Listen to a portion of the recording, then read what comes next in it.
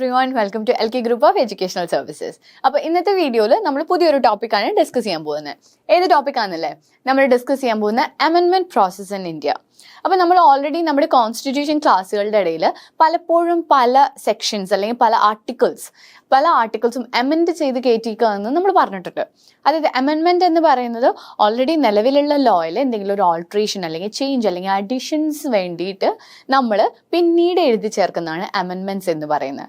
അപ്പോൾ ഈ അമെൻമെന്റ്സ് എന്ന് പറഞ്ഞു കഴിഞ്ഞാൽ നമുക്ക് ഇഷ്ടത്തിന് നമുക്ക് അമെൻമെന്റ്സ് ചെയ്യാൻ പറ്റില്ല. അതിന് കുറച്ച് പ്രൊസീജിയേഴ്സ് ഉണ്ട്. ആ പ്രൊസീജിയേഴ്സ് എന്താണെന്നും നമ്മൾ അറിഞ്ഞിരിക്കേണ്ട ഇമ്പോർട്ടൻറ്റ് കേസ് ലോസ് അമെൻമെന്റ്സിന് റിലേറ്റഡ് ആയിട്ടുള്ളതും ഏതാണെന്നൊക്കെ നമുക്കിന്ന് നോക്കാം. കോൺസ്റ്റിറ്റ്യൂഷനിലെ വളരെ ഇമ്പോർട്ടൻറ്റ് ടോപ്പിക് തന്നെയാണ് അമെൻമെന്റ്സും. കാരണം അമെൻമെന്റ്സ് എന്ന് പറഞ്ഞാൽ നമുക്ക് ഓൾറെഡി അറിയാം, കോൺസ്റ്റിറ്റ്യൂഷനിൽ ഇത്ര ആർട്ടിക്കിൾസ് ഉണ്ട്, കോൺസ്റ്റിറ്റ്യൂഷനിൽ ഇത്ര പാർട്സ് ഉണ്ട്, ഷെഡ്യൂൾസ് ഉണ്ട് എന്നൊക്കെ നമ്മൾ ഓൾറെഡി പറഞ്ഞു കഴിഞ്ഞു. അപ്പോൾ ഈ കോൺസ്റ്റിറ്റ്യൂഷനിൽ വളരെ ഡിഫറൻസ് അല്ലെങ്കിൽ വളരെ ചേഞ്ച് കൊണ്ടുവരുന്ന ഒരു സാധനമാണ് അമെൻമെന്റ് എന്ന് പറയുന്നത്. അപ്പോൾ അതുകൊണ്ട് തന്നെ അമെൻമെന്റ് എന്താണെന്നും എങ്ങനെയാണെന്നും നമ്മൾ അറിഞ്ഞിരിക്കണം. അപ്പോൾ let's begin. Introduction. Article 368 of the Indian Constitution mentions two types of amendment to the Indian Constitution. അപ്പോൾ ഏത് ആർട്ടിക്കിളാണ് നമ്മൾ അമെൻമെന്റ് ആയിട്ട് കണക്ട് ചെയ്ത് ഓർത്ത് വെക്കേണ്ടത്? ആർട്ടിക്കിൾ 368. ആർട്ടിക്കിൾ 368 എന്താണ് പറയുന്നത്? ഇന്ത്യൻ കോൺസ്റ്റിറ്റ്യൂഷനിൽ രണ്ട് ടൈപ്പ് ഓഫ് അമെൻമെന്റ്സിനെ കുറിച്ച് പറയുന്നുണ്ട്. One type of amendment is by a special majority of the parliament, that is Lok Sabha and Rajya Sabha. അപ്പോൾ നമുക്കറിയാം പാർലമെന്റിൽ രണ്ട് ഹൗസസ് ആണുള്ളത്, ലോക്സഭ ആൻഡ് രാജ്യസഭ. അപ്പോൾ അമെൻമെന്റ്സിലെ ഫസ്റ്റ് ടൈപ്പ് എന്ന് പറയുന്നത് അമെൻമെന്റ് എങ്ങനെ എടുത്ത അമെൻമെന്റ് ആണ്? സ്പെഷ്യൽ മെജോറിറ്റി, പാർലമെന്റിന്റെ സ്പെഷ്യൽ മെജോറിറ്റി ഉണ്ടായിട്ട് എടുക്കുന്ന അമെൻമെന്റ്. അപ്പോൾ ആരാണ് പാർലമെന്റ് ഇൻക്ലൂഡ് ചെയ്യുന്നത്? പാർലമെന്റ് എന്ന് പറയുന്ന രണ്ട് ബ്രാഞ്ചായിട്ട് നമുക്ക് ആദ്യം ക്ലാസിഫൈ ചെയ്യാം. അതാണ് ലോക്സഭ ആൻഡ് രാജ്യസഭ. അപ്പോൾ ഇവരുടെ സ്പെഷ്യൽ മെജോറിറ്റി ഉണ്ടായിട്ട് നമ്മൾ കൊണ്ടുവരുന്ന അല്ലെങ്കിൽ ആക്സെപ്റ്റ് ചെയ്യുന്ന അമെൻമെന്റ് അല്ലെങ്കിൽ കൊണ്ടുവരുന്ന അമെൻമെന്റിനെയാണ് ഫസ്റ്റ് ടൈപ്പ് ഓഫ് അമെൻമെന്റ് ആയിട്ട് നമ്മുടെ ഇന്ത്യൻ കോൺസ്റ്റിറ്റ്യൂഷൻ ആർട്ടിക്കിൾ 368 റെക്കഗ്നൈസ് ചെയ്യുന്നത്.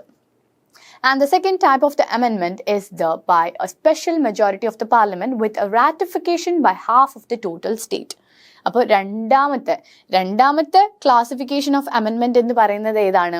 സെയിം തന്നെ, അതായത് സ്പെഷ്യൽ മെജോറിറ്റി എന്ന് തന്നെയാണ് അതിനെ അറിയപ്പെടുന്നത്. സ്പെഷ്യൽ മെജോറിറ്റി അമെൻമെന്റ് എന്ന് തന്നെയാണ് അതും അറിയപ്പെടുന്നത്. പക്ഷെ അതിൽ എന്താണ് ഒരു അഡീഷൻ അതിലുള്ളത്?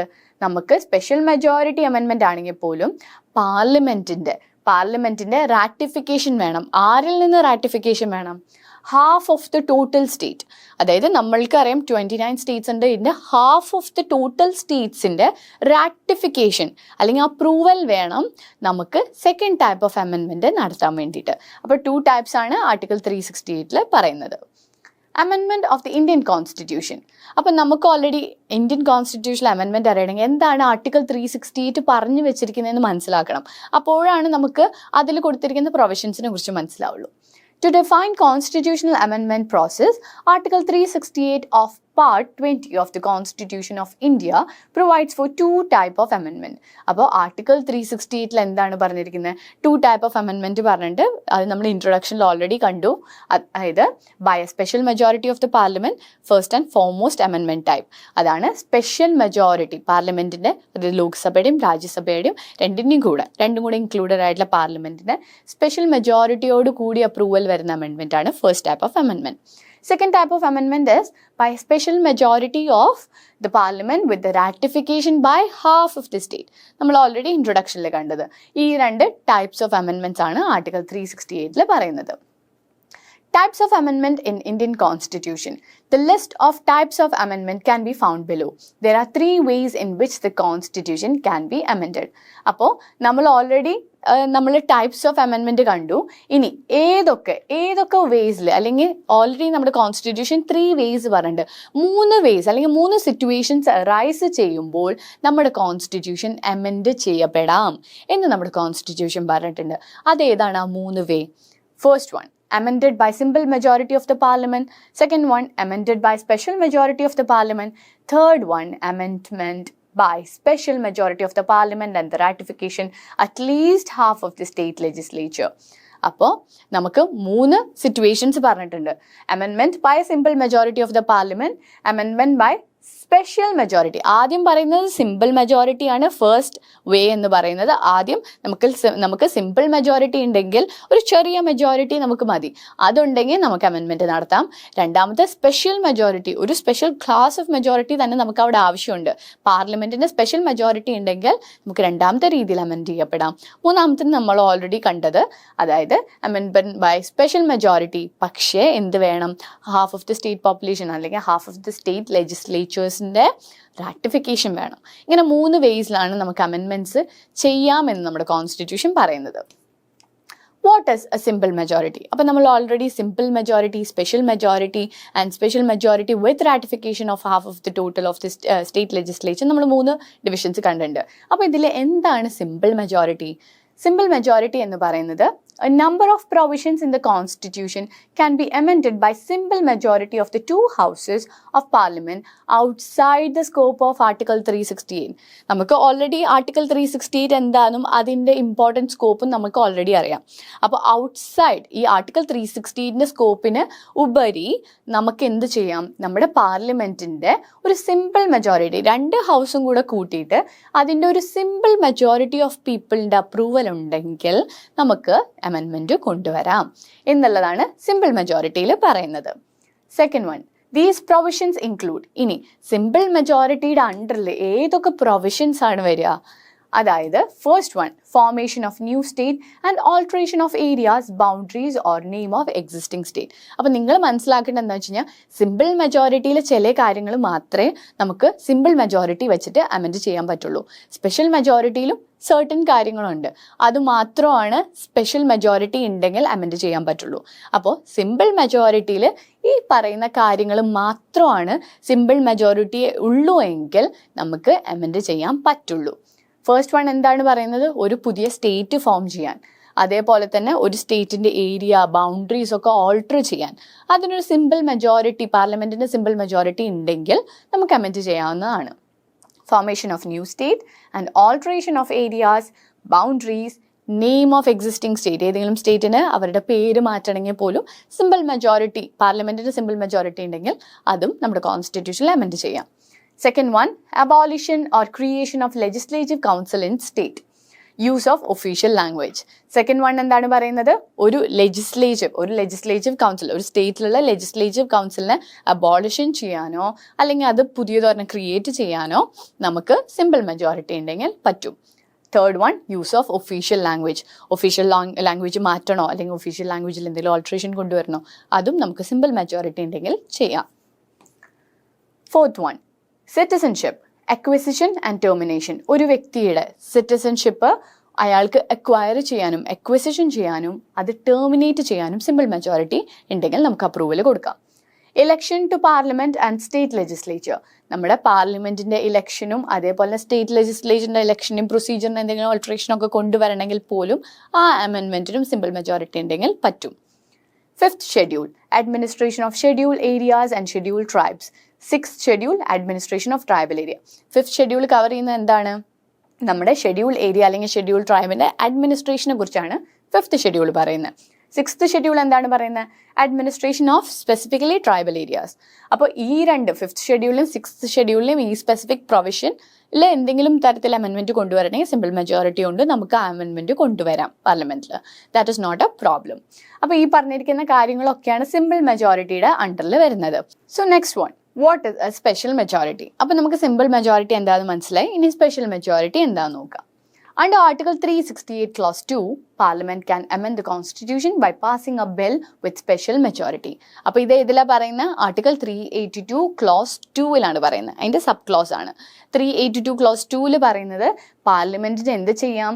പാർലമെൻറ്റിന് ഒരു ബില്ല് പാസ് ചെയ്യാം, ഒരു സ്പെഷ്യൽ മെജോറിറ്റി അവിടെ അപ്രൂവൽ റാറ്റിഫിക്കേഷൻ കൊടുക്കുകയാണെങ്കിൽ. Fundamental rights and directive principle of state policies are the two most important provisions that can be amended by the special majority. അപ്പോൾ ഏതാണ് നമുക്ക് സ്പെഷ്യൽ മെജോറിറ്റി വെച്ചിട്ട് അമെൻഡ് ചെയ്യാൻ പറ്റുന്ന 2 കാര്യങ്ങൾ? നമുക്കറിയാം, നമ്മുടെ ഇന്ത്യൻ കോൺസ്റ്റിറ്റ്യൂഷനിലെ കുറച്ച് ഇമ്പോർട്ടൻറ്റ് പില്ലേഴ്സ് ഉണ്ട്. അതായത് ഫണ്ടമെന്റൽ റൈറ്റ്സ്, അതേപോലെ തന്നെ directive principle of state policy. Fundamental right ഇപ്പോൾ DPSP കമ്പയർ ചെയ്യുമ്പോൾ കുറച്ചുകൂടി ഇമ്പോർട്ടൻ്റ് ആണെന്ന് നമുക്കറിയാം. ഈ 2 പ്രൊവിഷൻസ് ഒക്കെ അമെൻഡ് ചെയ്യാൻ പറ്റുന്ന മെജോറിറ്റി ഏതാണ്? സ്പെഷ്യൽ മെജോറിറ്റി ആണ്. സ്പെഷ്യൽ മെജോറിറ്റി വെച്ചിട്ട് ഈ പറഞ്ഞിരിക്കുന്ന കാര്യങ്ങൾ നമുക്ക് അമെൻഡ് ചെയ്യാം. ബട്ട് ദ അമെൻമെന്റ് should be within basic structure of the constitution. എന്നാൽ പോലും അമെൻമെന്റ് ചെയ്യാം, നമുക്ക് ഫണ്ടമെന്റൽ റൈറ്റ്സ് അമെൻഡ് ചെയ്യാമെങ്കിൽ പോലും നമ്മൾ കോൺസ്റ്റിറ്റ്യൂഷൻ്റെ ബേസിക് സ്ട്രക്ചർ, നമുക്ക് ഓൾറെഡി അറിയാം പ്രിയാമ്പിളിൽ നമ്മുടെ ബേസിക് സ്ട്രക്ചർ കവർ ചെയ്ത് പോയിട്ടുണ്ട്. ആ ബേസിക് സ്ട്രക്ചറിൽ ഓൾട്രേഷൻ വരാത്ത രീതിയിൽ നമുക്ക് ഫണ്ടമെന്റൽ റൈറ്റിൽ അമെൻമെന്റ് ചെയ്യാൻ പറ്റും. ആ അമെൻമെന്റ് എന്ന് പറയുന്നത് സ്പെഷ്യൽ മെജോറിറ്റിയിൽ മാത്രമാണ് നമുക്ക് ചെയ്യാൻ പറ്റുക. All provisions that do not require ratification by states and those that come directly under the purview of Article 368 can be amended by special majority. അപ്പോൾ വേറൊരു പോയിന്റും കൂടി ഇവിടെ പറയുന്നത് എന്താണ്? അതായത് every provision, all provision that do not require ratification, സ്റ്റേറ്റിൻ്റെ ratification വേണ്ടാത്ത, നമ്മൾ പറഞ്ഞ ഒരു half of the population of the സ്റ്റേറ്റിൻ്റെ റാറ്റിഫിക്കേഷൻ വേണ്ട ഒരു ഇതും കൂടെ നമ്മൾ പറഞ്ഞ ടൈപ്പ് ഓഫ് അമെൻമെൻറ്റ് പറഞ്ഞിരുന്നു.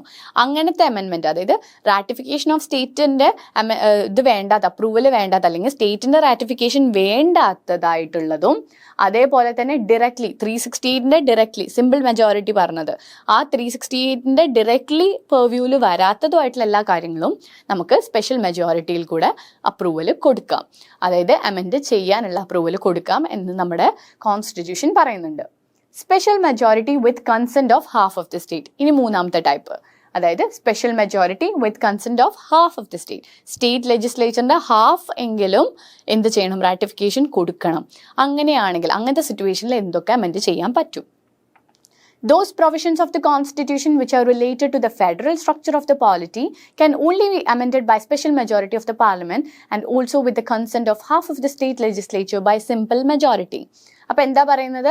നമ്മുടെ സ്റ്റേറ്റിൻ്റെ, നമ്മൾ ഓൾറെഡി ഫെഡറൽ സ്ട്രക്ചറും യൂണിറ്ററി സ്ട്രക്ചറിനെയും കുറിച്ച് പഠിച്ചിരുന്നു. അപ്പോൾ ഫെഡറൽ സ്ട്രക്ചറിൽ വരുന്ന കാര്യങ്ങളായിട്ടുള്ള കാര്യങ്ങളിൽ എന്തെങ്കിലും തരത്തിലുള്ള ഒരു അമെൻമെൻറ്റ് കൊണ്ടുവരണമെങ്കിൽ അങ്ങനത്തെ അമെൻമെൻറ്റ് നമുക്ക് എപ്പോൾ ചെയ്യാം? നമുക്ക് special majority with the consent of the half of the സ്റ്റേറ്റിൻ്റെ അണ്ടറിൽ വരുമ്പോൾ നമുക്ക് ചെയ്യാൻ പറ്റും.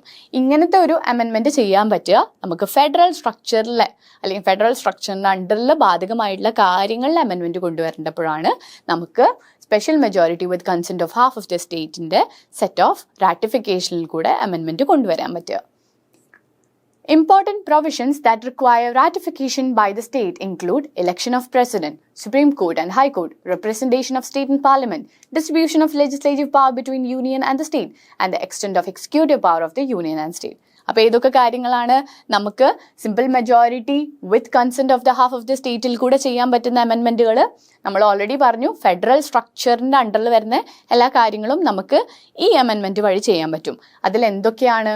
നമുക്ക് പ്രസിഡന്റിൻ്റെ ഇലക്ഷൻ, സുപ്രീം കോർട്ട് ആൻഡ് ഹൈക്കോർട്ട്സിനെ റിലേറ്റഡ് ആയിട്ടുള്ള, അതായത് ജഡ്ജസ്, അങ്ങനെ എന്തെങ്കിലും അങ്ങനത്തെ ഫെഡറൽ സ്ട്രക്ചറിൽ വരുന്ന കാര്യങ്ങളിലും നമുക്ക് ഈ അമെൻമെൻറ്റ് വഴി അമെൻമെൻറ്റ് കൊണ്ടുവരാം.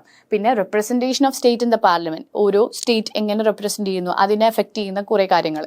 അതേപോലെ തന്നെ ഡിസ്ട്രിബ്യൂഷൻ ഓഫ് ലെജിസ്ലേറ്റീവ് പവർ, എങ്ങനെയാണ് ലെജിസ്ലേറ്റീവ് പവർ സ്റ്റേറ്റിൻ്റെയും യൂണിയൻ്റെയും തമ്മിൽ അത് സെപ്പറേറ്റ് ചെയ്തിരിക്കുന്നത്, അതിനെ റിലേറ്റഡ് ആയിട്ടുള്ള ഫെഡറൽ സ്ട്രക്ചറിൽ വരുന്ന കാര്യങ്ങളും നമുക്ക് ഇതുവഴി അമെൻഡ് ചെയ്യാം. And the extent of executive power, യൂണിയൻ്റെയും സ്റ്റേറ്റിൻ്റെയും എക്സിക്യൂട്ടീവ് പവറിൻ്റെ അല്ലെങ്കിൽ അതിന് ബാധകമായിട്ടുള്ള കാര്യങ്ങളും നമുക്ക് ഇതിൽ അമെൻമെൻറ്റ് കൊണ്ടുവരാം. Most importantly, an amendment to Article 368 itself requires ratification by the state. നമ്മൾ വേറൊരു കാര്യം ഇമ്പോർട്ടൻ്റ് ആയിട്ട് മൈൻഡിൽ വെക്കേണ്ടത് എന്താണെന്ന് വെച്ച് കഴിഞ്ഞാൽ, ആർട്ടിക്കിൾ 368 പറഞ്ഞിരിക്കുന്ന ഏതൊരു, അതായത് ആർട്ടിക്കിൾ 368 അണ്ടറിൽ വരുന്ന ഏതൊരു കാര്യം, നമ്മൾ ഓൾറെഡി ആർട്ടിക്കിൾ 368 അണ്ടറിൽ സിമ്പിൾ മെജോറിറ്റിയിൽ എന്തൊക്കെ പറ്റും നമ്മൾ കണ്ടിട്ടുണ്ട്. അപ്പോൾ അതിൽ വരുന്ന മെജോറിറ്റി എല്ലാ കാര്യത്തിനും നമുക്ക് എന്ത് വേണം? സ്റ്റേറ്റിൻ്റെ റാറ്റിഫിക്കേഷൻ എന്തായാലും വേണം. അത് ഇമ്പോർട്ടൻ്റ് ആണ്. ആ പ്രൊവിഷനും കൂടെ നമ്മൾ മനസ്സിൽ വെക്കണം. ഇവൻ ദോ അത് മൂന്ന് ടൈപ്സ് ആയിട്ടാണ് അമെൻമെൻറ്റിനെ കൺസിഡർ ചെയ്യുന്നതെങ്കിൽ പോലും നമുക്ക് എപ്പോഴും സ്റ്റേറ്റിന് റാറ്റിഫിക്കേഷൻ വേണം. അപ്പോഴാണ് നമുക്ക് ഒരു കംപ്ലീറ്റ് യൂണിഫൈഡ് കൺട്രി ആയിട്ട് കാണാൻ പറ്റുള്ളൂ. അല്ലാണ്ട് ഒരു സെൻറ്റർ മാത്രം ഡിസൈഡ് ചെയ്യാൻ പാടില്ലല്ലോ. അപ്പോൾ ബേസിക്കലി എല്ലാ സ്റ്റേറ്റിൻ്റെയും കൺസെൻറ്റ് അല്ലെങ്കിൽ സ്റ്റേറ്റിൻ്റെ റാറ്റിഫിക്കേഷൻ വേണം. സ്പെസിഫിക്കലി ആർട്ടിക്കിൾ 368 അണ്ടറിൽ വരുന്ന ഏതൊരു കാര്യത്തിനും സ്റ്റേറ്റിൻ്റെ റാറ്റിഫിക്കേഷൻ വേണം.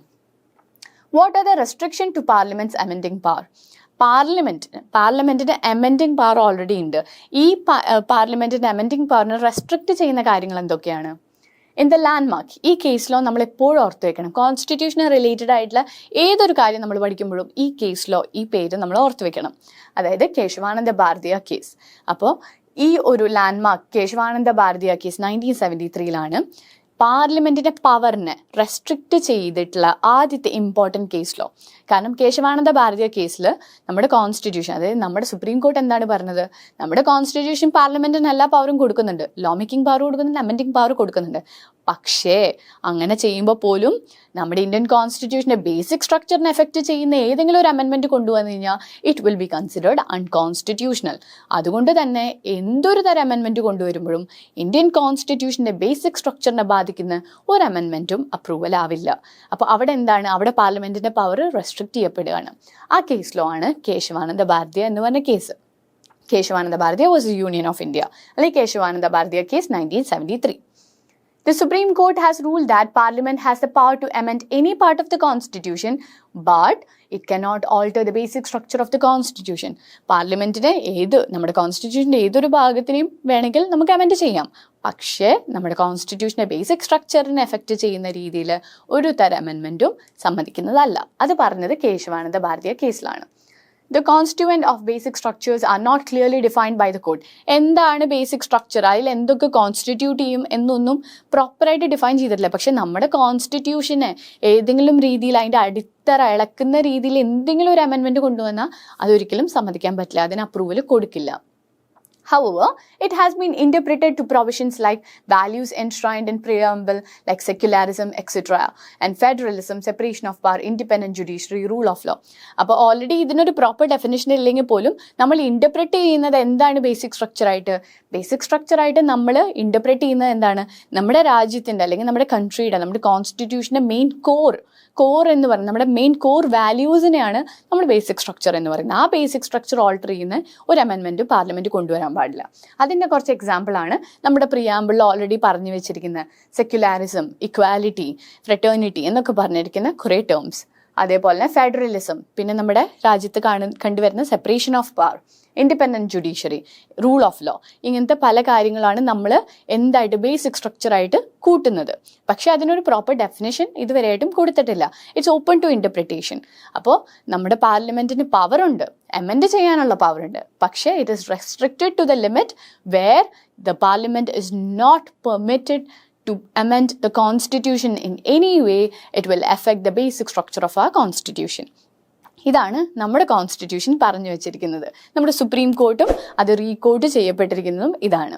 അപ്പോൾ I hope you understood what is a amendment under Indian constitution. ഇത് വളരെ ഇമ്പോർട്ടൻ്റ് ആയിട്ടുള്ള ഒരു ടോപ്പിക്കാണ്. ആർട്ടിക്കിൾ 368 അതിൻ്റെ ക്ലോസ് 2 അതൊക്കെ ഓർത്ത് വയ്ക്കുക. അതിലും ഇമ്പോർട്ടൻ്റ് ആയിട്ടുള്ള കേശവാനന്ദ ഭാരതിയ കേസും ബേസിക് സ്ട്രക്ചറും ഇതൊക്കെ ഓർത്ത് വയ്ക്കുക അമെൻമെൻറ്റിൻ്റെ അണ്ടറിൽ. So I hope you understood today's class. So until we meet in our next video, prepare well and all the best.